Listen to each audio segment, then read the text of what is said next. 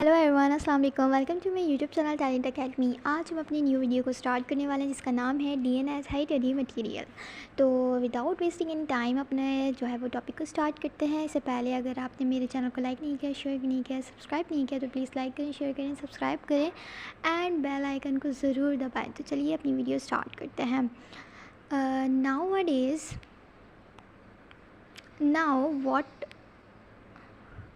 Now what its function. ठीक है, DNA का पूछ रहे हैं। क्वेश्चन क्या है यहाँ पर कि अब जो है वो क्या फंक्शन है डीएनए का।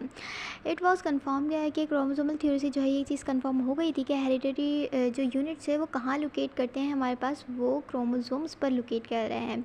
ठीक है, ये चीज़ तो हमारे पास क्रोमोसोमल थ्योरी में जो है वो ऑब्ज़र्व भी हो चुकी थी और जो है वो बिल्कुल करेक्ट जो है वो कंफर्म भी हो चुकी थी कि जो हेरिडिटरी यूनिट्स पर जो है वो क्या लगी होती हैं, हेरिडिटरी यूनिट्स लगे होते हैं। कहाँ पर होते हैं? वो क्रोमोसोम्स पर होते हैं। तो जो हेरिडिटरी यूनिट्स जो होते हैं वो कहाँ लगे होते हैं? क्रोमोसोम्स पर लगे होते हैं और वो ट्रांसफ़र होते हैं थ्रू क्रोमोसोम्स फ्रॉम एक जनरेशन से दूसरी जनरेशन के अंदर जो है वो ट्रांसफ़र होते हैं क्रोमोसोम्स के थ्रू। तो अब ये पूछा है कि केमिकली क्रोमोसोम्स जो है वो पहले तो ये बता रहे हैं कि क्रोमोसोम्स जो है वो मेडअप किससे हुआ हुआ है? डीएनए से। 40% डीएनए एंड 60% प्रोटीन आ गई है। अब जो क्वेश्चन अराइज होता है वो क्या होता है कि कौन सा मॉलिक्यूल है जो वर्क करता है हेरिडिटरी मटेरियल के लिए। या तो ये दोनों ही करते हैं, यानी कि ये डीएनए और प्रोटीन दोनों जो है वो शामिल होते हैं इसकी कंबाइनिंग में, या सिर्फ जो है वो एक होता है हेरिडिटरी यूनिट्स के अंदर। अब इसको जो है वो कंफर्म करने के लिए जो है वो बहुत सारे जो है वो सीरीज़ ऑफ एक्सपेरिमेंटल वर्क किए गए, कंडक्ट किए गए, डिफरेंट साइंटिस्ट ने किए। तो जो सबसे फर्स्ट पर बिगनिंग में जो है वो कौन थे? फ्रेडरिक को जो है वो ग्रिफ्ट हैड सम सक्सेसेस, उनको जो है वो कुछ जो है वो सक्सेस मिली, कामयाबी मिली। तो अब इनका जो एक्सपेरिमेंट है वो आगे जो है वो डिफ़ाइन किया हुआ है। एक्सपेरिमेंट में क्या किया इन्होंने? Evidence of DNA as hereditary material, इनको एविडेंस मिल गया। किस तरह से मिला, क्या तरीका अपनाया, वो अभी हमने इसको देखना है। तो इन्होंने एक बैक्टीरिया का जो है वो इंतखाब किया जो हमारे पास था, वो था स्टेप्टोकोकस न्यूमोनिया। जी, तो और ये जो बैक्टीरिया था ये क्या कॉज करता था? नमूनिया को जो है वो कॉज करने वाला था। अब इसके अंदर दो स्ट्रैंड मिलते हैं, कैप्सुलेटेड एक होता है कैप्सुलेटेड जिसको हम कहते हैं स्मूथ, जिसको हम कहते हैं एस टाइप बैक्टीरिया, एक होता है नॉन कैप्सुलेटेड जिसको कहते हैं आर टाइप। ठीक है जी, तो यहाँ पर दो स्ट्रैंड हैं। एक है कैप्सुलेटेड जो कैप्सूल चढ़ाया हुआ है, जिसके ऊपर पॉलीसेकेराइड की कैप्सूल है जो स्मूथ हो चुका है। ठीक है, कैप्सूल चढ़ाने के बाद बिल्कुल स्मूथ शेप आ गई है। इस तरह आप इसको याद रख सकते हो कि कैप्सूल चढ़ाने के बाद बिल्कुल स्मूथ हो गया है। S for smooth and S for S type. ठीक है, जो कि कैप्सुलेटेड है, जो कि वायरोलेंट है। ठीक है, और एक होता है नॉन कैप्सुलेटेड जो कि रफ़ है, उसके ऊपर कोई कैप्सूल नहीं है, वो रफ़ है बिल्कुल। तो इसलिए हम आर टाइप या एफ जो है वो रफ़ टाइप जो है वो बैक्टीरिया कह सकते हैं उसको। अब जो एस टाइप है वो क्या है? वायरोलेंट है। ठीक है, वायरोलेंट मतलब जो उसको नुकसान करेगा, जो मार सकता है, जो ख़तरनाक है। ठीक है, तो वो हमारे पास कौन सा है? एस टाइप, यानी कि जिसको जो स्मूथ है, जिसने अपने ऊपर कवर किया हुआ है, जो कैप्सूल चढ़ाया हुआ है, जो पूरी कवरिंग के साथ आया। जाहिर सी बात है जो कवरिंग से आएगा वो क्या होगा? बहुत ज़्यादा हार्मफुल होगा, जो वायरोलेंट होगा। ठीक है, और जो आर टाइप है वो हमारे पास क्या है? नॉन वायरोलेंट है। Both are genetically variables. ठीक है, अब ये जेनेटिकली क्या है? वेरिएबल्स है। अब आगे क्या कह रहे हैं? फ्रेडरिक्स ने एक डिज़ाइन किया, कुछ एक्सपेरिमेंट इसके अंदर जो है इन्होंने एक्सपेरिमेंट्स किए। He inject R type bacteria laboratory mice, एक माउस लिया, यानी कि जो माइस होता है हमारे पास जिसको चूहा कहते हैं, इसको लेबोरेटरी के अंदर लिया और इसके अंदर इंजेक्ट कर दिया आर टाइप। आर कौन सा था? रफ़, जिसको जो है वो वैसे ही जो है वो रफ़ था मीन्स क्यों रफ़ था? क्योंकि उसके ऊपर कैप्सूल नहीं थी। तो इसका मतलब क्या है कि वो डिज़ीज़ या फिर उसको जो है वो नुकसान नहीं करेगा या उसको मारेगा नहीं। किसको? माइस को। तो अब इन्होंने जो है वो माइस के अंदर इंजेक्ट किया, तो जाहिर सी बात है वो no ill effect on them. ठीक है, वो मरा नहीं या कोई इफ़ेक्ट नहीं हुआ उसको। ठीक है, अब आगे उन्होंने क्या करा? इंजेक्ट किया एस टाइप को। अब एस टाइप कौन सा? स्मूथ वाला है जो वायरोलेंट है। अब उसको डालेंगे तो क्या हो गया? वो फेटल हो गया। ठीक है, मीन्स कि उसको नुकसान हुआ। किसको? चूहे को। चूहा जो है वो डेड होने पर आ गया। ठीक है, it was also observe that if both stand. अब उन्होंने थर्ड एक्सपेरिमेंट किया। फर्स्ट तो आर टाइप को डाला, सेकंड में एस टाइप को डाला। एस टाइप को डाला तो वो मर गया। ठीक है, फेटल हो गया। लेकिन थर्ड एक्सपेरिमेंट के अंदर उन्होंने क्या करा कि दोनों स्ट्रैंड को क्या कर दिया? हीटेड कर दिया। ठीक है, एस टाइप को भी और आर टाइप को भी। तो both killed at high temperature, दोनों को जो है हाई टेम्परेचर पे किल किया। किसको? एस टाइप बैक्टीरिया को भी, जो न्यूमोनिया का जो कॉज कर रहा था, यानी कि स्ट्रेप्टोकोकस न्यूमोनिया जो था उसको एस टाइप वाले को भी और आर टाइप वाले दोनों को जो है वो हीट कर लिया हाई टेम्परेचर के ऊपर। फिर हमारे पास क्या जो है वो देखने को आया कि when heat killed S type inject to mice, mice के अंदर जब डाला नो इल इफेक्ट, तो इफेक्ट ही नहीं हुआ, दोनों मर चुके थे, ठीक है। तो were observe on mice, so it was concluded that alive R type and heat killed S type had no ill effect on mice, ठीक है। तो क्या हुआ यहाँ पर, जब दोनों को ही हीट किल कर दिया, यानी कि दोनों के अंदर जो वायलेंट था, जो डिजीज़ कॉज करने वाला था या उसको मारने वाला था या डेड कॉज करवाने वाला था माइस के अंदर, वो दोनों में ही जो है उसने हीट किल करवा दिया हाई टेम्परेचर के ऊपर। तो हमारे पास कंक्लूड क्या निकला कि माइस को कोई भी ख़तरा नहीं हुआ, वो मरा नहीं, हेल्दी रहा। अब इन्होंने फोर्थ एक्सपेरिमेंट, जो कि मोस्ट इम्पॉर्टेंट एक्सपेरिमेंट है, वो इन्होंने जो है वो परफॉर्म किया। अब उन्होंने क्या डिज़ाइन किया कि जो फाउंड अनएक्सपेक्टेड रिज़ल्ट, जिनको इस एक्सपेरिमेंट के अंदर इनको क्या अनएक्सपेक्टेड रिज़ल्ट मिले। अब इन्होंने क्या करा, एक था हमारे पास आर टाइप, ठीक है, एक है एस टाइप। अब इस आर टाइप वाले को जो हमारे पास नुकसान वाला नहीं है, यानी कि नॉन वायरोलेंट है, जो कि मारने वाला नहीं है या जिससे माइस मरेगा नहीं, तो उसको क्या करा इन्होंने, अलाइव रखा, ठीक है, उसको उन्होंने अलाइव रख दिया। अब जो मारने वाला था या जो वायरोलेंट बैक्टीरिया था, उसको इन्होंने क्या किया, उसको जो है वो डेड कर दिया इन्होंने, ठीक है। डेड मीन्स कि हीट किल्ड कर दिया, ठीक है, हीट किल्ड।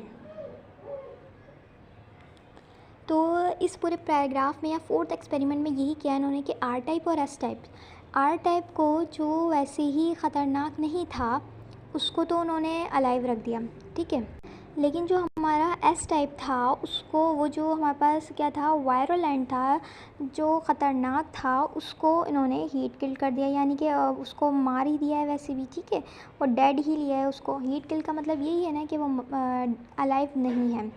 तो होना तो ये चाहिए था कि माइस मरता नहीं, ज़िंदा रहता माइस, लेकिन यहाँ पर क्या हुआ, माइस जो है वो डेड हो गया।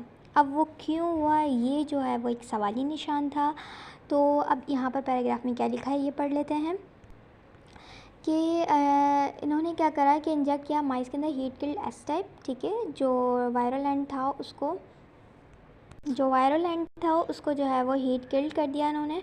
और जो हमारे पास सेकंड वन था, जो हाई मोर्टेलिटी इनको देखने को मिली माइस के अंदर, ऑब्जर्व किया इस एक्सपेरिमेंट के अंदर, कंडक्ट किया था, कब कंडक्ट किया था, 1928 के अंदर। इस टाइम पर नो सेटिस्फैक्टरी एक्सप्लेनेशन नहीं थी इस रिज़ल्ट की। इसके अंदर क्या होता, thought that the heat killed bacteria जो था एस टाइप था, हीट किल्ड मतलब वो तो वैसे ही मरा हुआ है, और आर टाइप जो डिज़ीज़ कॉज या फिर उसके अंदर जो है उसको नुकसान नहीं पहुँचा रहा था माइस को, तो होना तो ये चाहिए था कि माइस जो है वो अलाइव रहता, लेकिन यहाँ पर माइस जो है वो डेड हो जाता है। तो अब इसकी कोई इनके पास एक्सप्लेनेशन यहाँ पर जो है वो मौजूद नहीं थी। आगे क्या हुआ कि S type somehow become alive in the mice, ठीक है, बट इट वाज एक्सेप्टेबल था, ठीक है। अब इन्होंने it was concluded that R type become S type. अब इन्होंने क्या कंक्लूड किया कि जो आर टाइप वाला बैक्टीरिया था वो उसने क्या करा, वो गेन कर ली प्रॉपर्टी, ठीक है। आर टाइप क्या था, नॉन वायरोलेंट था, उसने प्रॉपर्टी गेन कर ली एस टाइप वाले की जो कि वायरोलेंट था, जिसकी वजह से माइस की जो है वो डेड हो गई। तो यहाँ पर इस तरह से जो है वो पूरा हमें देखने को मिला रिज़ल्ट। अब when they come in contact with heat killed S type, जब हमारे पास आर टाइप कांटेक्ट में आया एस टाइप हीट किल्ड के, तो एस टाइप वाली प्रॉपर्टी गेन कर ली इस आर टाइप ने। इस प्रोसेस को हम कहते हैं ट्रांसफॉर्मेशन, ठीक है, ट्रांसफॉर्म कर लेना किसी चीज़ को जी। तो अब हम जो है वो ट्रांसफॉर्मेशन की डेफिनेशन पढ़ लेते हैं। The phenomena in which heat killed S type could have hereditary effect on R type is called transformation. अब क्या हुआ, जो हमारे पास एस टाइप था, ठीक है, एस टाइप को तो हमने हीट किल्ड डाला था, ठीक है, हीट किल्ड था वो, लेकिन हीट किल्ड तो था, लेकिन इसके पास कोई एक ऐसा केमिकल था या कोई ऐसा केमिकल था यहाँ पर जो गेन कर लिया आर टाइप ने, जो कि हमारे पास हीट किल्ड नहीं था, बट वो नॉन वायरोलेंट था। नॉन वायरोलेंट था, लेकिन अपनी प्रॉपर्टीज़ को वायरोलेंट बनाने के लिए उसने वायरोलेंट वाले बैक्टीरिया की हीट किल्ड जो था उसकी प्रॉपर्टी गेन कर ली। मीन्स इन शॉर्ट के एस टाइप बैक्टीरिया के पास ऐसा केमिकल था जो किसने गेन किया, इस आर टाइप वाले ने। मीन्स प्रॉपर्टी गेन कर ली। किसकी प्रॉपर्टी गेन कर ली? S type bacteria. S type bacteria की प्रॉपर्टीज़ गेन कर ली। किसने गेन कर ली? आर टाइप बैक्टीरिया है। तो इस फिनोमिना को हम क्या कहते हैं? ट्रांसफॉर्मेशन कहते हैं। तो आगे चलते हमारे पास क्या है, 16 ईयर्स लेटर यानी कि 1944 के अंदर और साइंटिस्ट आए, यानी कि 16 साल के बाद एवरी आई, मैकलॉड आए और मैकार्टी, ये जो है वो हमारे पास क्या है, अनदर साइंटिस्ट आए हैं। इन्होंने डिस्कवर किया, आइडेंटिफाई किया ट्रांसफॉर्मेशन मटेरियल को। ग्रिफ्थ का एक्सपेरिमेंट बिल्कुल करेक्ट था, लेकिन इसके पास कोई एक्सप्लेनेशन अच्छी नहीं थी। ठीक है, वो कौन सा केमिकल है जो ट्रांसफॉर्म कर रहा है या जो प्रॉपर्टी जो है वो ट्रांसफ़र हो रही है। तो अब ये जो है वो टेस्ट करने के लिए क्या जो है वो एक्सपेरिमेंट किया है एवरी मैकलॉट और मैकार्टी ने। तो they tested reaction of heat killed bacteria for their transformation ability and found out that it was not RNA. इन्होंने क्या फाउंड आउट करा कि ये आरएनए नहीं है, ये वेरियस प्रोटीन नहीं है, बट ओनली अ डीएनए है। क्या है? सिर्फ ये डीएनए है जो ट्रांसफॉर्मिंग प्रॉपर्टी रखता है। अब वो कैसे इन्होंने करा कि इन्होंने जो है वो सिंपली एक एंजाइम का यूज़ किया जिसको हम कहते हैं डीऑक्सीराइबोन्यूक्लियेज। अब इस एंजाइम को जो है वो इन्होंने यूज़ किया और उसको जो है वो हाइड्रोलेस कर दिया। हाइड्रोलेस मतलब ब्रेक डाउन कर दिया। किसको ब्रेक डाउन किया? डीएनए को ब्रेक डाउन कर दिया। ठीक है, ऐसे ही आइडिया लगाया कि ये जो ट्रांसफॉर्म हो रही है एबिलिटी, हो सकता है ये डीएनए हो। अब इसी डीएनए को जो है वो ब्रेक डाउन कर दिया। अब जब ब्रेक डाउन डीएनए हो जाएगा तो जो ट्रांसफॉर्मिंग की एबिलिटी है वो भी लॉस हो जाएगी। ठीक है, तो ऐसा ही हुआ कि डीएनए को जब ब्रेक डाउन कर दिया तो डीऑक्सी राइबोन्यूक्लियेज जो एंजाइम का उन्होंने यूज़ किया था डीएनए को तोड़ने के लिए, तो जो है वो प्रॉपर्टी जो है वो लॉस हो गई और जो है ये कंफर्म हो गया कि clear beyond any doubt that DNA must be the genetic material. तो ये बिल्कुल क्लियर हो गया। ठीक है, अगर हमने डीएनए को ही ब्रेक डाउन किया और ट्रांसफॉर्मिंग की एबिलिटी भी जा रही है उससे, तो इसका मतलब ये है कि जो ट्रांसफॉर्म होने वाली केमिकल है वो हमारे पास कोई और नहीं, सिर्फ और सिर्फ डीएनए है। तो नेक्स्ट हमारे पास क्या है, आई होप आपको समझ आ रहा होगा।